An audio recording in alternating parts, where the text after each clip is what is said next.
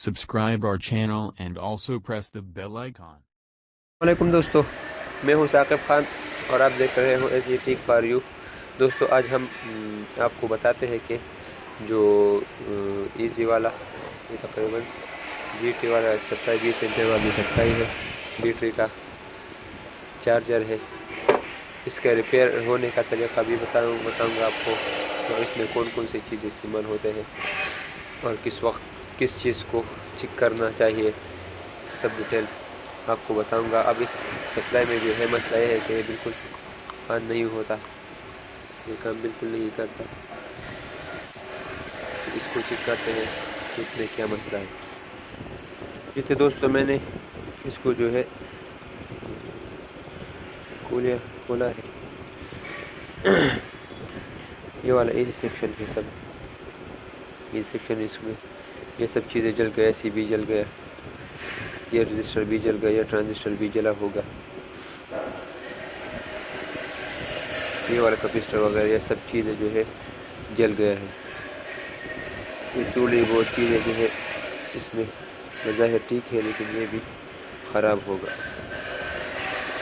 क्योंकि जब ये IC और ये ट्रांजिस्टर शॉर्ट होता है तो इसकी वजह से इस सब जो है रजिस्टर का वीडियो भी चेंज होता है। ये वाला रजिस्टर भी जो है सब रजिस्टर का वीडियो चेंज होता है। बाज़ भाई ये सोचते हैं कि हमने IC और ट्रांजिस्टर वगैरह को चेंज किया, लेकिन फिर भी मेरा सप्लाई जो है ठीक नहीं हो गया। तो ये सब इसका जो है सबसे बड़ा वजह है कि इस IC वगैरह के जलने की सूरत में इस सब रजिस्टर्स का वीडियो चेंज होता है और फिर जो है ये वो अपना काम नहीं करता। तो इसलिए ये बहुत अच्छा बात यह है कि इसमें जो है बिल्कुल सिंपल है, जो है यूनिवर्सल सप्लाई का इस्तेमाल किया जाए, वो बहुत सिंपल है और बिल्कुल अच्छा काम भी करता है इसमें। तो यूनिवर्सल सप्लाई का इस्तेमाल करें,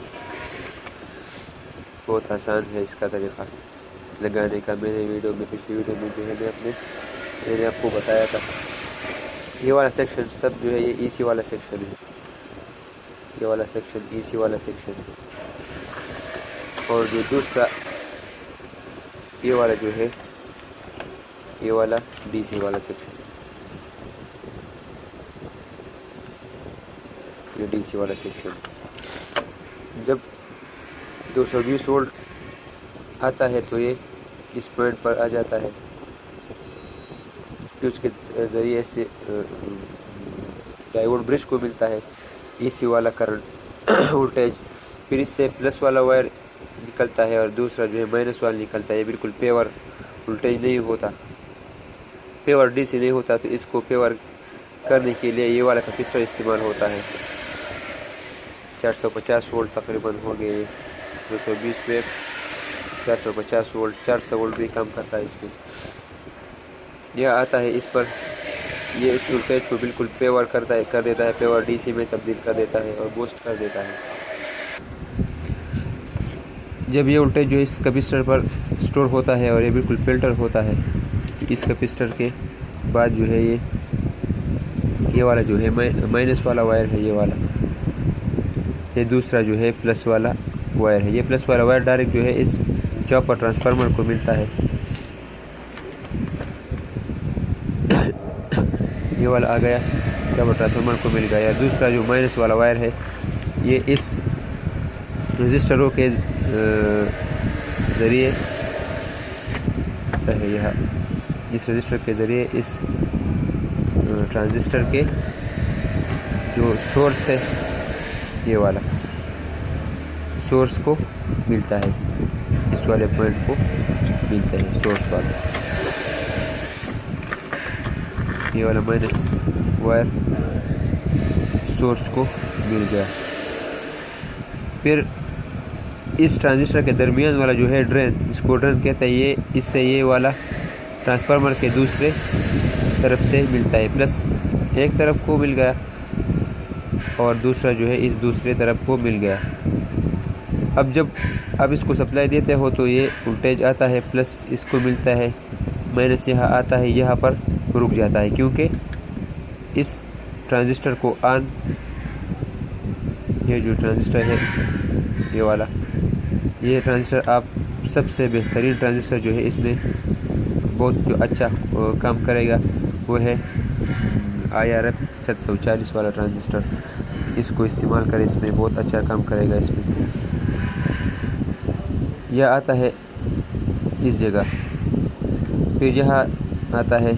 अब इस ट्रांजिस्टर को जो ये वोल्टेज जो यह आता है इस जगह तक, तो ये बाहर नहीं निकलता क्योंकि ये ट्रांजिस्टर जो है स्टार्ट नहीं हुआ। इस ट्रांजिस्टर का मिसाल ऐसा है जैसे का आप एक स्विच को, जैसे का ये स्विच है, ये स्विच है, जब तक ये स्विच ऑफ रहेगा तो इससे जो है वोल्टेज यहाँ नहीं आएगा। जब आप इस स्विच को ऑन करेंगे तो ये वोल्टेज जो है यहाँ से यहाँ आएगा, ये वोल्टेज यहाँ से यहाँ आएगा, तो ये वाला जो है इसको मिल जाएगा। बहुत सिंपल है। इस जो है स्विच जो है ये मैनुअल स्विच है, इसको आप जो है हाथ के ज़रिए ऑन ऑफ कर देते हैं। और ये वाला जो है ये जब इसको इस गेट पर सोर्स मिलता है, सोर्स वोल्टेज मिलता है माइनस वाला वोल्टेज, तो ये जो है ये स्विच ऑन होगा।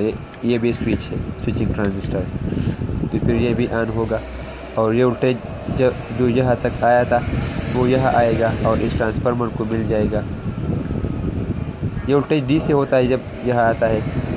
जब यहाँ आता है तो ये इसको जो है गेट पर पल्सेस मिलता है और ये ट्रांजिस्टर 1 सेकंड में 50 जो है बार ऑफ होता है और फिर ऑन होता है और ये इस वोल्टेज को जो है AC में कन्वर्ट कर देता है और इस ट्रांसफार्मर में पल्सेस पैदा होता है। और ट्रांसफार्मर जब पल्सेस पैदा होता है तो ये जो है DC पर यह आता है। दूसरा जो वायर है इस पर सेकेंडरी वायर, ये जो है प्राइमरी हो गया। ये वायर जो सेकेंडरी वायर है इसमें वोल्टेज ये पैदा होता है और ये जो है यहाँ आता है। जब ये वोल्टेज यहाँ आता है, देख ले इसमें यहाँ का बात हो रहा था कि इस गेट को कैसे वोल्टेज मिलता है, तो यह